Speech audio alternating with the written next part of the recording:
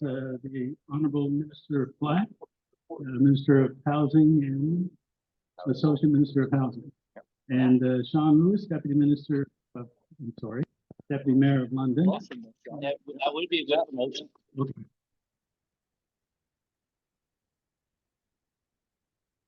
His Worship Mayor Joe Preston from St. Thomas, and Her Worship Sharon McMillan from Penn Center. I got it right. Yeah. So this afternoon, as you heard Rob say, the topic is housing and what's happening in housing and the affordability problem. So we'll give the panel, throw it open to the panel first, starting with Minister Black for comments and thoughts on what some of the issues of the day are. Well, I hope we can talk somewhat coherently about housing. Now, I know that I've got Mike Wallace in the room, so he can correct me from afar. Then we'll talk slow. Then we'll be able to talk. So there's a lot of issues facing not only this province, but this country. And in my short time in the Ministry of Municipal Affairs and Housing, I can say the housing issue, along with healthcare, would be the two dominant issues facing the province. I think Karen would agree that healthcare is a national issue as well, but housing is, and it's not just in Ontario or London or Thames Centre or St. Thomas, it's throughout the province. When you think of our population, we're at 15.5 million people. Joe, when you and I went to high school, it was about 7 or 8 million people. And I think everyone can understand. I drove to the dentist this morning out on Bowler Road in Byron, and it took me 40 minutes to get there. Usually takes me 20, 25 in Dorchester. We're changing, we're growing. This province is growing. The face of it has changed since many in this room remember, quote unquote, the good old days. The good old days are still here, they're just different. So the population growth, and people call it a housing crisis. And I would agree, it's a housing crisis. I think it's better defined as a supply crisis. We do not have enough homes, roofs over people's heads. And we'll get into, I'm sure, Howard, where that middle class, or the mushy middle, as some call it, the attainable portion, it's really tough. When I bought my first house in the early 80s, some heard me tell this story, I paid $57,000 in wealth. It was a 1,000 square foot home, no garage, no fancy nothing, it was basic. I had $16,000 to put down on it. The interest rates were 19%. I made $28,000 a year plus company car. And I can make the math work. Take what that house is worth today, take the same percentage down payment, take the same salary that you would have plus a company car, and I would make you a bet right now, you cannot make the math work. And to me, it's supply. So we need a better supply.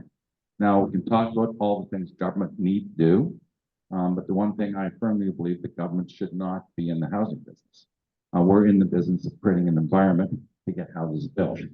And for the community home builders here, I think you would agree, the number one issue facing the housing crisis are interest rates today.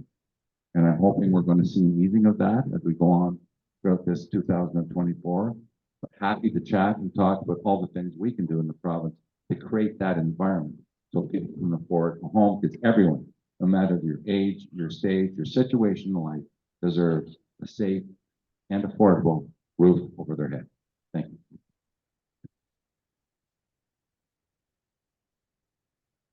Well, I guess the panel's done. Rob said basically everything that there is to say there. But in all seriousness, I don't disagree that the number one challenge for us is supply. And the answer is inventory, inventory, inventory. We need to clear up a lot of government red tape at both the municipal and the provincial levels to let builders get shovels in the ground. We need supply. If we are really going to challenge the affordability in our communities and in all of our communities, Rob is absolutely right. This is across the province. This is across the country.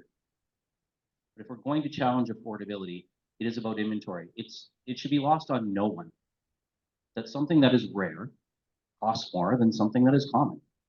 And right now, housing is a rare commodity in our society, and we have to change the channel on that. We have to get more housing supply built. I will disagree with Rob slightly in terms of, I do think that government has a role to play in terms of those rent geared to income housing supply needs for folks who are on a disability benefit or something like that. Because for our community builders, you're in business at the end of the day. You are expected and your partners want you to make a profit, and there's nothing wrong with that. That does mean, however, that you are not going to be able to provide units to folks who are only capable of paying $300 or $400 a month. And that is where government does have a role to play in making sure that those folks have a roof over their heads too. And that is a shared responsibility, by the way. It's not just on the province. It's not just on the municipalities. The federal government has a role to play in that as well.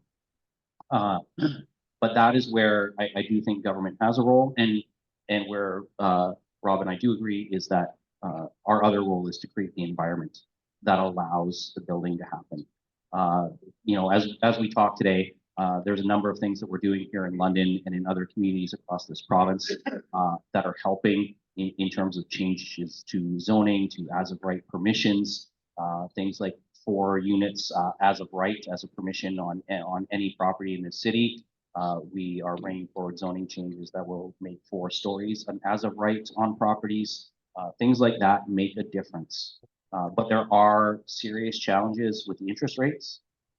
There are also serious challenges with the material supply side, both in the reliability of the supplies arriving on time and in the volumes that have been ordered, but also just in terms of the general costs that we've seen escalate recently. And I know that that has been a particular challenge for those builders who are trying to build mid-rise and particularly purpose-built rental mid-rise, because when your base costs increase at the level they have increased over the last couple of years, the margins get very thin on building those mid-rises. And those are things that we do need to see continue to happen. In the City of London last year, 43.5% of our housing starts were within the built area boundary of the city. So that's good. That's where we want the intensity and the infill, because the services are already largely in the ground. So there's not the tremendous cost of the water, the sewer, the other infrastructure pieces. So those as of right permissions, those zoning changes, those things that we are working on, all of us through our municipalities, are really going to be key to helping community builders get that inventory built. And that really is at the crux of it, is how do we create the environment so that inventory can become a reality.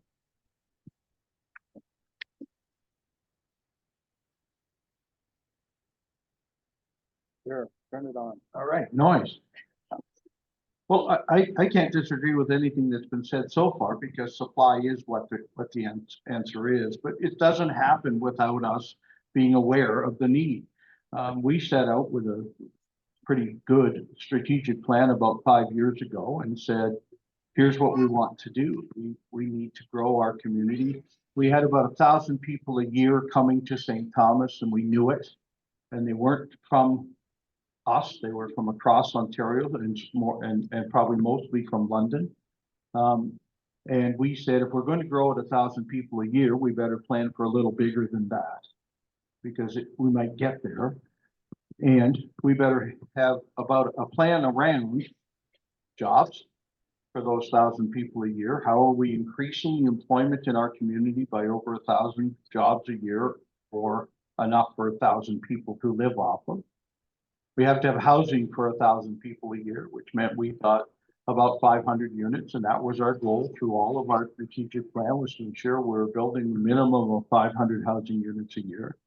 We had to have the parks and the roads and the servicing, including wastewater and water and all of the other great unseen things that would be able to service all of those 500 units or 1,000 people that were coming. Well, gee, we planned it.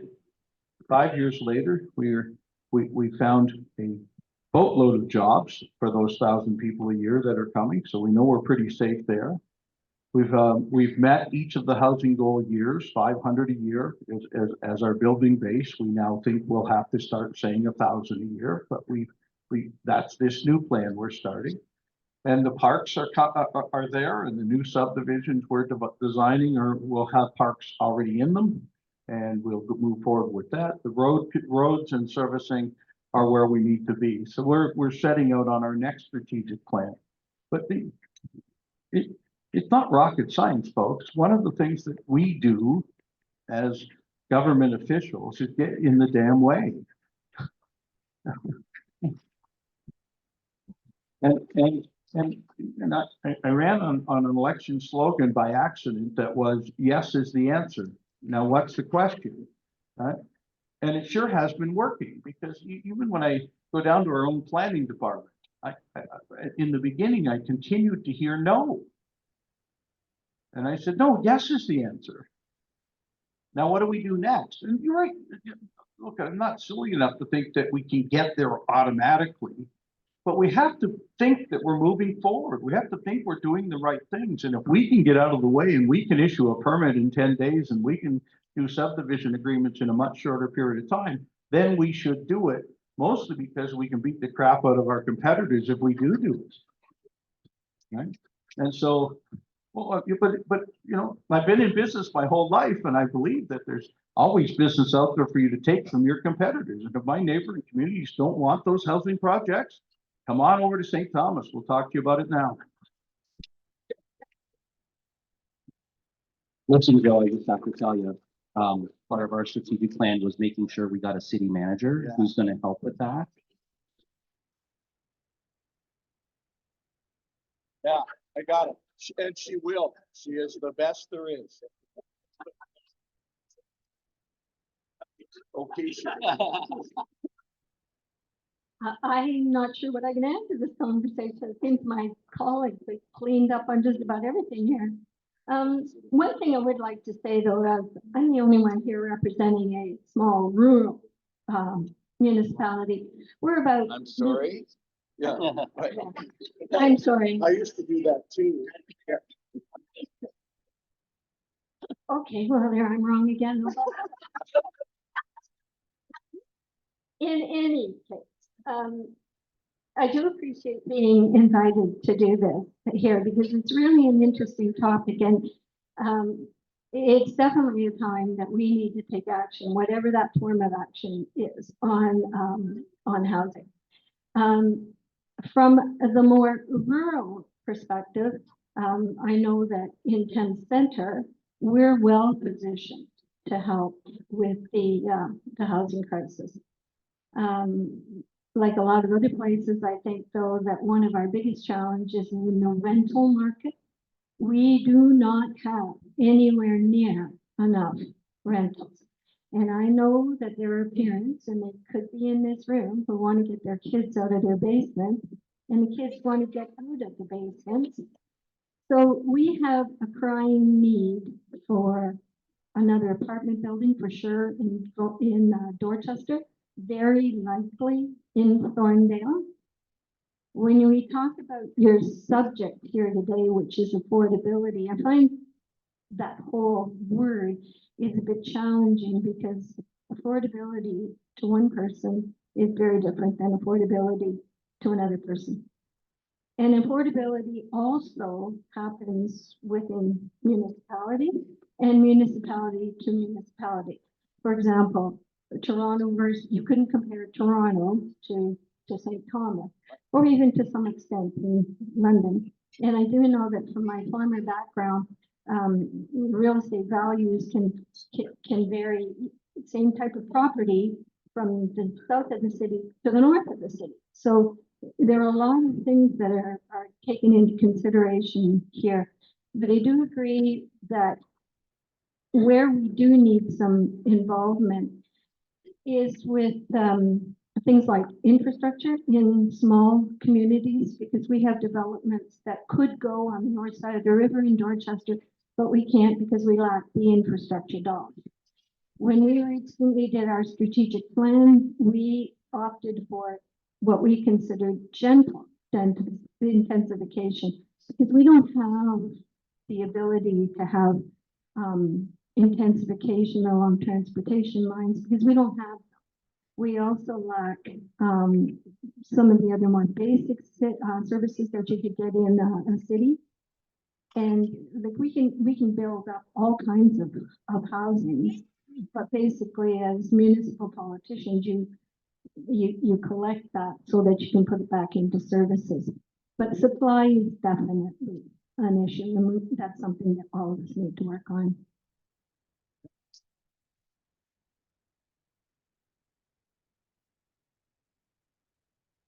Thanks, and so I've got a few questions for the panel. Some of them you've already answered, so thank you for that. You're good mind readers. One thing that you mentioned, Sharon, was the need for rental accommodations, and I think that's true everywhere.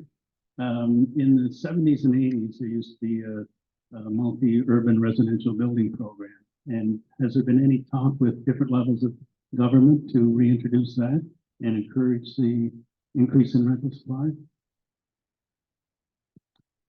Maybe Rob would know the answer to that a little better than I do. It's not something that directly comes to me. Purpose-built rental, just for facts' sakes, I like the, what was it, just the facts? Man, nothing but the facts. We do have a rental, whether it's rental properties or for first home buyers, for seniors wanting to downsize, and Dorchester is a great example of that, Sharon.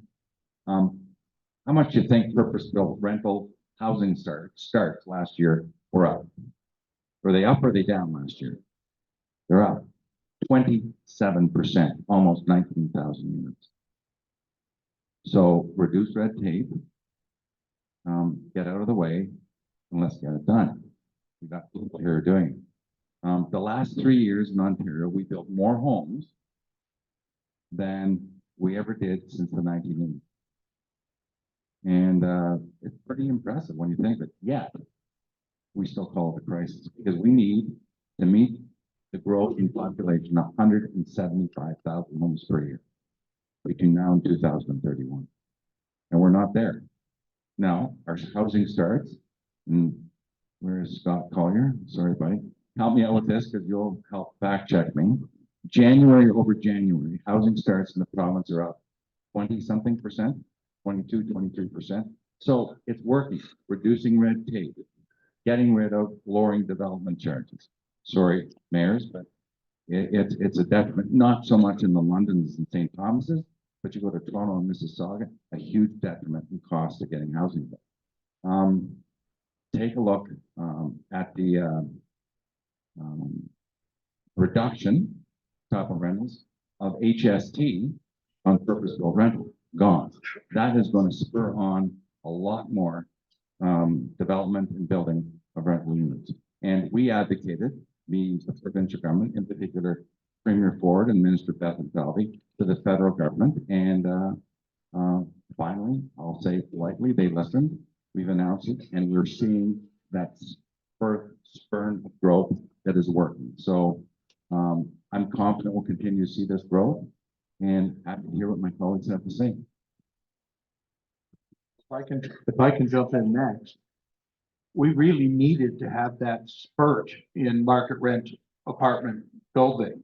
Our home builders were sidelined by an interest rate issue. And Rob, I know you and I talk about what the interest rates was on our first houses. And a 5% shouldn't be the issue it is, but 5% on $1 million purchase is a pretty big issue. But in order to fill the gap, as we say, I made certain provinces about how many housing units would be built. And so we had to take on market rent apartments, and through our development charges bonusing, I guess it's a better way to put it, we've been able to attract, there's some cranes in the sky, and we're building some pretty big market rent apartments. So I think we have to be able to do all of these things. People, how many times you hear somebody say, well, why did you do that? Couldn't you have done something about homeless instead? Or why didn't you do that? Couldn't you have built a park? And I'm here to tell you, we're all pretty good multitaskers. We can do all of those things at once if we're given the opportunity. I thank the provincial government for its thoughtful way forward. but we're having a giant issue with single-family homes at the moment. We expect to correct that over the next couple of years as interest rate starts to move. But in the meantime, I can't sit there and feel sorry for myself. I go out there and look for market rent apartment builders or higher density pieces or offering higher density land in the core of our city to get some things done. So we'll just continue to do that. Can I just add one thing? I'm sorry. And I'm asking here because I'm having a mind melt a little bit. Index. What do you call that index? No, no. So to qualify for mortgage, CMHC, The means test. what do you call it, Scott? Stress test, Stress test. the stress test. Thank you. So the first thing, you want to grow housing, want to get rental started, stress test, get rid of that 2%. That was fine when you put it on at 1%. That was fine. I get it. It slowed things down. It made housing a little more difficult to get into. But now that the interest rate's in 5, 6, 7%, get rid of the damn thing. Yeah. I agree with you absolutely there, Rob. The stress test is keeping people out of the market for sure. And I've seen it in my own family where a cousin and his wife are trying to get into a home, both full-time employed. If the interest rates were what they were 3 years ago, no problem. But with the stress test today, they can't qualify, even though they're both 2%. employed 2%. full-time. 2% bump. Get rid of it. Yeah. So that's a big part of it. And I want to jump in on a couple of pieces and come back to the purpose-built rental very specifically. So in 2023 in London, through site-specific zoning, council approved 5,082 new units of housing. A large percentage of that was for purpose-built rentals. Because there is a huge demand right across the province in communities of every size for purpose-built rentals.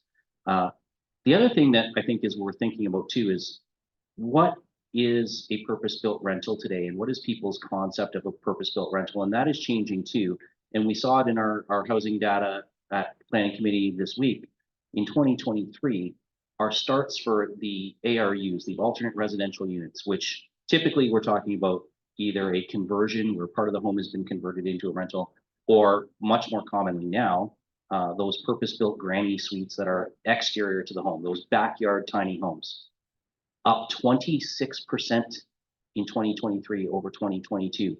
So we have more single-family homeowners who are looking to add to the rental market by adding a rental unit on their property as well. And that's why that 4 units as of right is so key. Up 18,000, you can say that 18,000 for 2023. So there we go, up 18,000 across the province 2020. in 2023. So The granny that's, suites, those.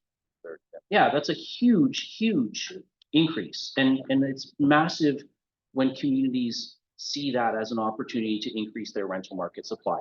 And for many folks, that alternate residential unit might also mean a family member is occupying it first. It might be a parent who wants to age in place with the family. It might be a young adult who wants to get out of the basement and be able to live somewhat independently from their parents, but still on the same piece of land.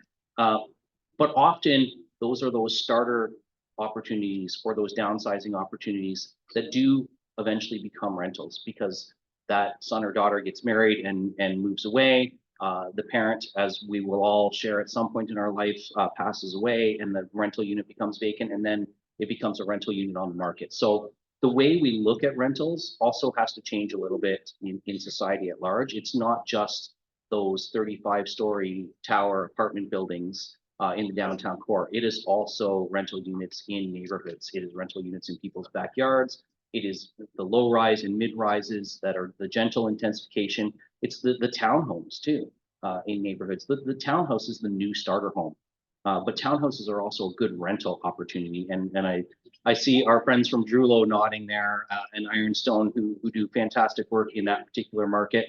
If we can get that demolition of the Bolorama happening in Ward 2 so that we can get those townhouses built out there too, that'd be great.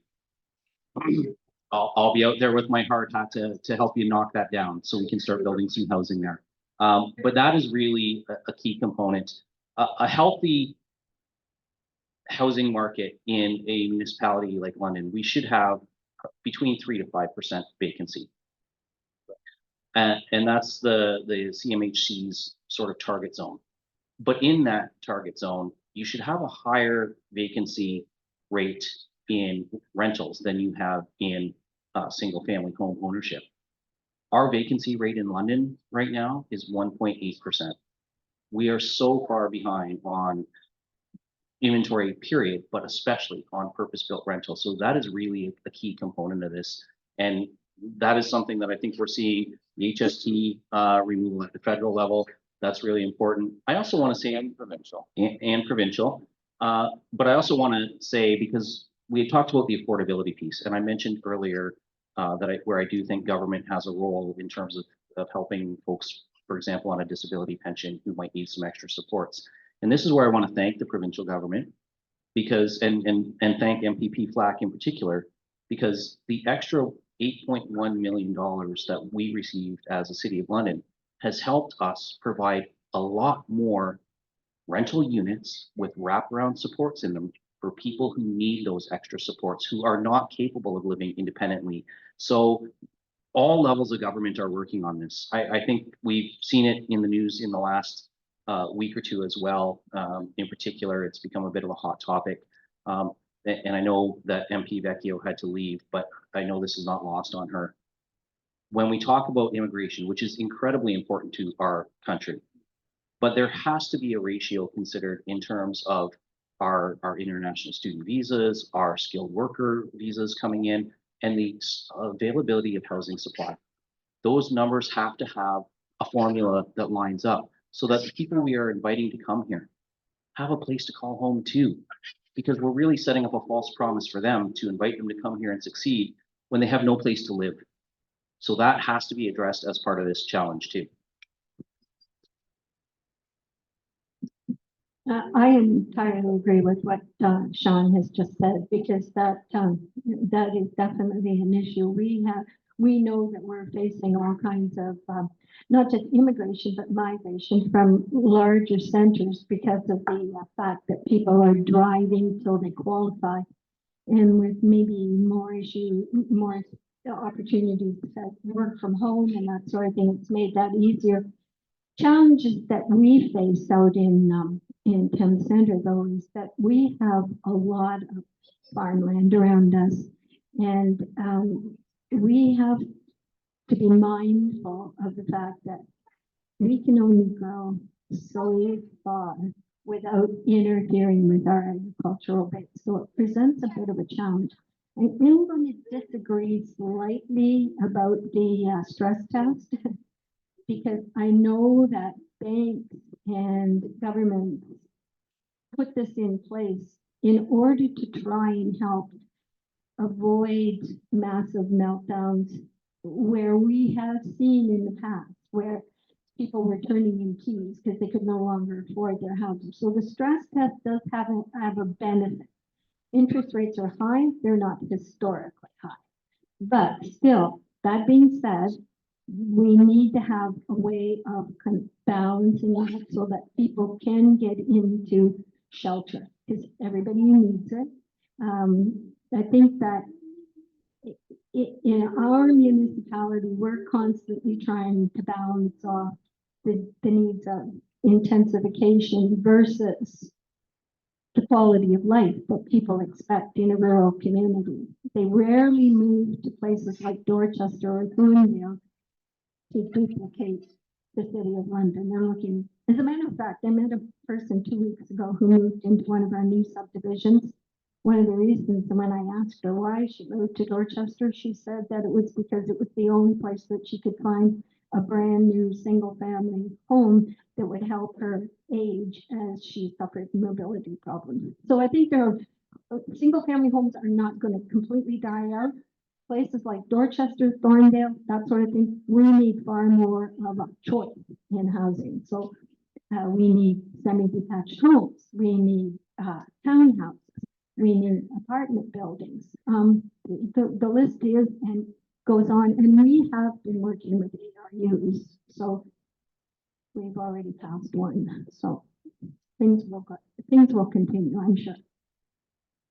Sharon, I want to pick up on something you just said there because it's really important, and I'm glad you raised it. The agricultural use in your community, and how important it is that we preserve as much of that valuable agricultural land as we can while still meeting housing needs. And that's where I feel, as the deputy mayor in London, we have to be a better partner for our neighboring communities in terms of our built area boundary and our urban growth boundary. Mike Wallace, don't you dare do a dance of joy over there.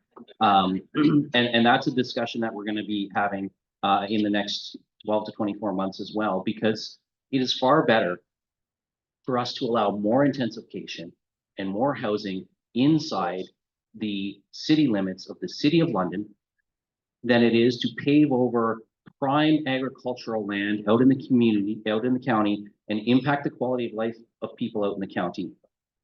We cannot lose that agricultural land, so we have to look as a municipality to our responsibility to alter our built area boundary, to alter our urban growth boundary within our municipal limits, and build within the city where the services for water and sewer, the transportation services, those things are already there. It is far cheaper to expand those services in London than to install them out in the county and impact your residents negatively at the same time. So as a big city representative, I think it's really incumbent on us at the City of London to recognize that the impact we have by restricting the land that we have available and limiting its use for housing has a negative impact on our neighbors and frankly, a negative impact on our environment as a whole. We don't want people having a 40-minute commute into their jobs. Rob, the good news is the commute to the dentist would have been a lot worse if you were in the GTA. It would have taken you 2 hours to get there. 40 minutes isn't that. I drove home from Toronto last night. Trust me, Tanner took the right way. I took the wrong way. I'll just as having a little bit of ag background in my life. Remember, we're growing this economy like we've never seen in the province of Ontario. We're going to have a $204 billion revenue stream in Ontario. When Bill Davis was premier, it was $35 billion. When we got into power in 2018, the revenue was $150 billion. So it's grown 50 billion plus. So that's through the economy, right? So we're creating jobs, PowerCo, Volkswagen, the spin-off jobs, the economy, London. How many, you grew how many new businesses, how many new employees last year? It was 22,000. I know we contributed 5.6% to the overall growth. Yeah, London's a fast-growing community as well. So we're growing the economy. I want to say something about agriculture. You're right, Sean. Protect every ounce we can, within reason. I grew up in Streetsville, 6,000 people. We were surrounded in Peel County. Guess what that county mostly is where I worked on those farms as a kid. They're houses. Do we tell those people to get the hell out of there? You can't. You're going to continue. We're 15.5 million people, folks. But guess what else we're doing? We're feeding every one of them. Our farmers are innovative, they're productive, they're entrepreneurial, and we are producing more food today than we ever had. We're exporting $20 billion worth of agri-food products in Ontario. So I have no doubt we're going to be able to feed our people as we grow. The big challenge is going to be housing. We got to get rid of those areas. So if it wasn't for Joe Preston sitting, I probably would reach over and hug you for some of the statements that you have made here today. Don't let me stop. I'll get them later. Because you actually nailed it, Sean. There aren't very many people who actually say what you said. There's a sort of a feeling I get that people think that people in small communities are totally anti-development because of, they want their world changed, they want to be stuck in the 50s. But I live in a very progressive community, and I don't see that at all. The other little thing, to go to your point, Rob, is the fact that I have been out in the past year since the election, visiting all kinds of rural properties that they're doing business over and above just their actual farming. We were at Misty Glen in Elgin County the other day. That was an amazing facility. The other, yeah, that's what they tell me. You've got to go there on Friday or get them. Anyway, and the other, I don't know, I lost my train of thought. Oh, I know what it was. Cheeseburg's on your mind. And Which one? Anyway, the other thing is, I think that Dorchester, Temp Center, we're right along that 401 corridor. 4 exits off the 401. Partnerships with both the City of London, if we can manage it, how to get more development, like industrial development support, would be great. It would broaden out our tax bases and help us a lot.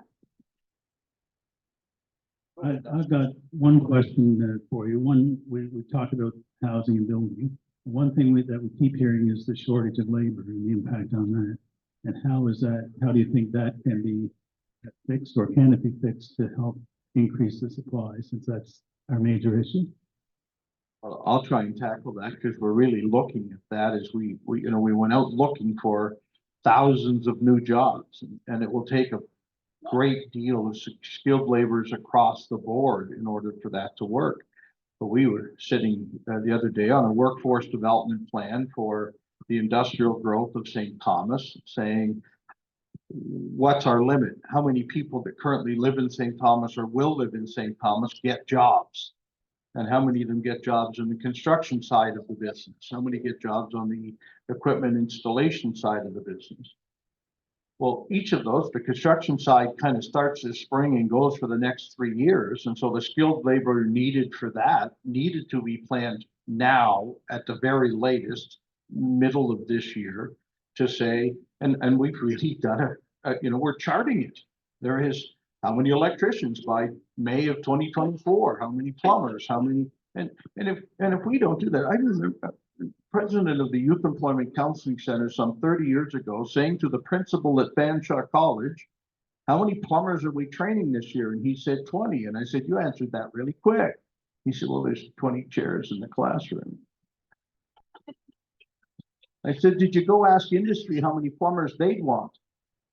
And now we're doing a lot better job of that. What is the need forecasted for as long as it takes to train somebody in those skilled trades? I've been a firm believer that tuition should be based on need. If we need electricians and plumbers, there sure shouldn't be much of a tuition for those classes, and floral arrangement might have a little bit higher tuition rate. We just need to start collectively planning and regionally planning what that skilled trades needs to be. It's a 2-year process or a 3-year process to get someone through. And there'll always be the ability to do some traveling of some of those skilled trades. But we need to quit thinking, well, that's where the stop will be.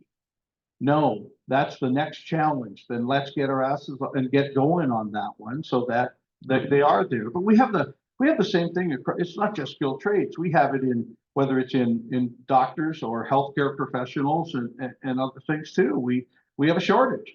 So I asked the health minister this year at Roma, how many new classroom spaces? What are we doing to train more new docs? It takes about 8 years to solve that problem. Or how many new nurses? And we need to, our communities are only as strong as its weakest link. And whether it's electricians or nurses or civil engineers, we have to work on that. Yeah, I want to jump in there too. Sorry, Sharon. And I want to say, I see it myself. There's a number of young people in my life, mostly who come into my life through my involvement in minor hockey, and they're now in post-secondary, and a lot of them are pursuing trades as a career option, and I'm delighted that they are. I keep telling them to please go and become a building inspector, because we need you at the City of London to get some of these and/or planners to come and help us process these applications faster. But the fact that they are studying to become electricians, studying to become plumbers, doing those things. And thank goodness that these are 2-year programs, because at least we can start to catch up there. It takes a little longer to train a doctor. We agree. But Start, we don't finish. I'm also mindful of the work. And again, and I'm not asking for any money today, Rob, so you're off the hook there. But I want to credit the provincial government for the focus they've put on the trades. And I know Councillor Cuddy, who's here with us, it was about 3 months ago, you were at Fanshawe College for the Jill of All Trades event, and encouraging young women to explore the trades. And that was a partnership with Fanshawe College in the Thames Valley District School Board that was enabled by the focus that the province is putting on getting people into the trades streams. So that is definitely a challenge right now. You're absolutely right in terms of the skilled labor to get some of these housing supply challenges addressed. But it is something that government and the education sector are taking on. And I'm really, really proud that here in London, Peter Devlin at Fanshawe College and his team have really put a focus on that. And now we're going to have some more talks with Alan Shepard and his team at Western about those planning degrees so that we can get those jobs created too.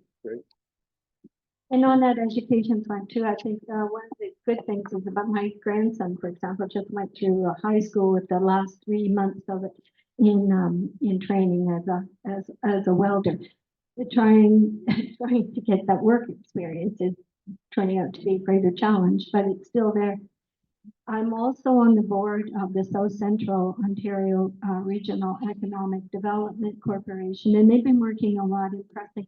We've had a number of sit downs with the Minister of Education regarding micro credentials, and I'm not sure how many people in the room know about that, but it's actually a way of sort of training or retraining people on the job so that when your big plant opens there, you know, maybe it'll help relieve some of the poaching, or there'll be skilled trades that can move from one place to another. So I think that there is a real benefit in that as well.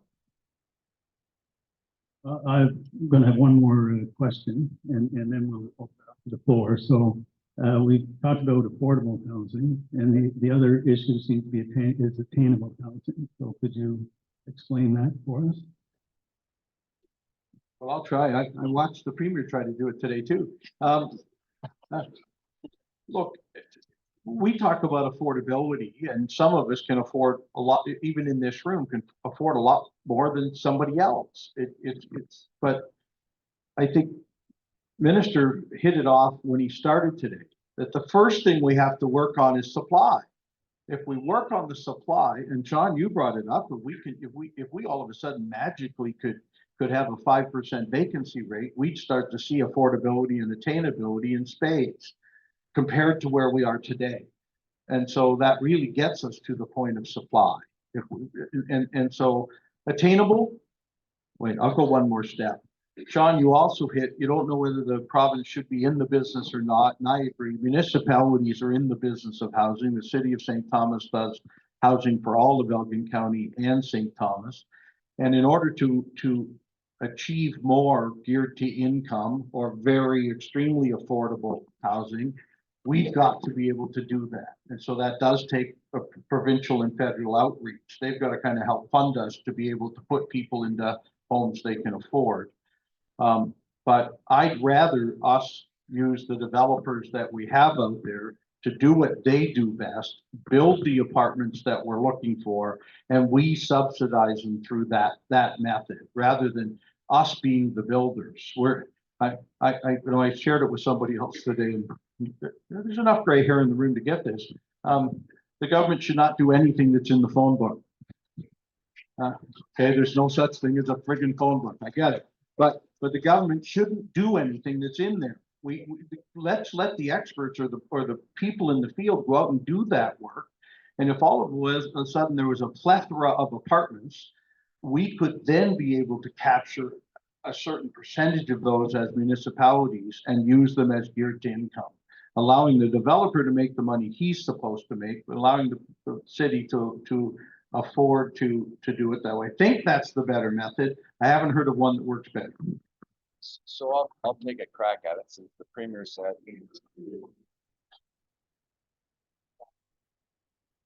I'll take a crack at it, as the Premier said, that's part of my accountability. So it's kind of been in the news of late. So I'll give you my quick definition of attainable, and Scott, you can throw me the hook if I'm out of line. So I think in this province, we do a really good job with affordability. Can we do more? Absolutely. But when you take a look at the amount, the millions, the billions of dollars that we support through the service managers and the municipalities that we downloaded back in the early 2000s to the municipality, I think we do a really good job. More can be done, absolutely. So think of affordable. Not attainable, but that's affordable. Now when you go to market, rent, or ownership.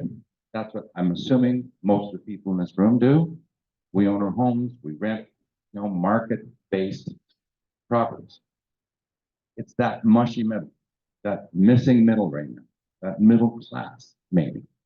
So you make too much money to qualify for affordable housing, but you don't make enough money to be able to buy or rent a market-based property or home. So what do?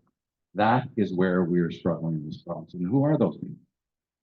They're seniors, and Sharon, I've talked to many in Dorchester that have a nice home, that are overhoused, so to speak, too much home. They want to downsize, but guess what? The availability isn't there. They can't find a house, or if they find one, it costs more because they want to turn part of their equity into their retirement income. So attainable means finding first-time home buyers the ability to find something that's affordable, but affordable not in the social services sense. We met with Drulo, Mike, you were there to work on those definability, and it's there. One of the things that we're looking at in the province is we're the second largest landholder in Ontario, the federal government being the first. A lot of the land we own in the province are in municipalities. They're brownfielded. They need to be corrected, like behind my office at Queso Station. They need to be repurposed, and repurposed in the sense that let's put attainable housing. And the modular piece is a potential, but that is just one potential part of the building equation. So that is one thing we're looking at. I'll throw it out there. It's no secret. I think we should divest of the St. Thomas Psych Hospital lands and turn that into a lot of housing, not acre lots of fancy. Julian, we've talked about it how many times. There's a magic middle there to get a lot of houses built. Brockville, Kingston, Thistletown, Thunder Bay, all have closed psych hospital lands that can be converted to housing, plus the MTO lands, plus closed schools in rural municipalities that are the former government of this province closed so many of. There's lots of land that can be converted into attainable housing. And we are going to come up with, in our housing supply action plan, which is going to be tabled probably in early spring, or it'll be late spring, early spring, late March, early April. So it's a great committee I sit on. I chair the housing supply action plan integration team. I've learned way more on that than I could ever give. Some really smart folks in there. And again, Scott, it's safe to say we've got a very ambitious plan. It's going to be tabled. Minister Calandra, we were meeting with EMO yesterday. Mayor Morgan was on the call, along with Mr. Calandra and myself. It's going to be good. And the PBS is going to be coming forward as well. MZOs are not gone. They're going to be used as a great tool coming forward. So we took a little pause, we reset, and the plan is going to be good. Obviously, I can't share what's in it right now. Mike was asking at lunch. I said, none of your business yet. But it's going to be ambitious. It's going to be good. So that's my definition of attainable. Affordability and market. And that is the real struggle right now. Single family homes, getting people into their first home, people downsizing. I'm convinced we're going to get there, and it's going to be fun when we do. Thank you. So I just want to jump in really quickly there, and Tanner, maybe we can set up a meeting with Rob and I, because WSIB has some land in Ward 2 that might be great for housing too. The municipalities are doing that too, and the right of first refusal that we've been given on vacant school properties is very, very helpful. I've got almost 300 units coming in Ward 2 that are a former school site, and then thank you to the province for letting municipalities have that right of first refusal on those lands. And we're doing it with municipal lands too, and the mayor used his strong mayor superpowers a couple of weeks ago to issue a mayoral directive that is going to allow us to unlock surface level parking lots that the city owns and give air rights to developers. So we keep parking, but the developers can build residential above that parking space. And so there's lots of ways that we can be good partners as a government to open up those opportunities, whether it's former lands, whether it's lands we have that we can turn from something like a parking lot into a multi-use that has residential components as well. So lots of things that we are doing that open up that, and I think you described it very well, Rob, that mushy middle between market rent and affordability. There is that attainable piece that is missing from the equation right now that I think everybody's trying to work on getting defined and starting to work on solving that. Thanks, John. Aaron, one more, and then we'll ask if there are any questions from the audience.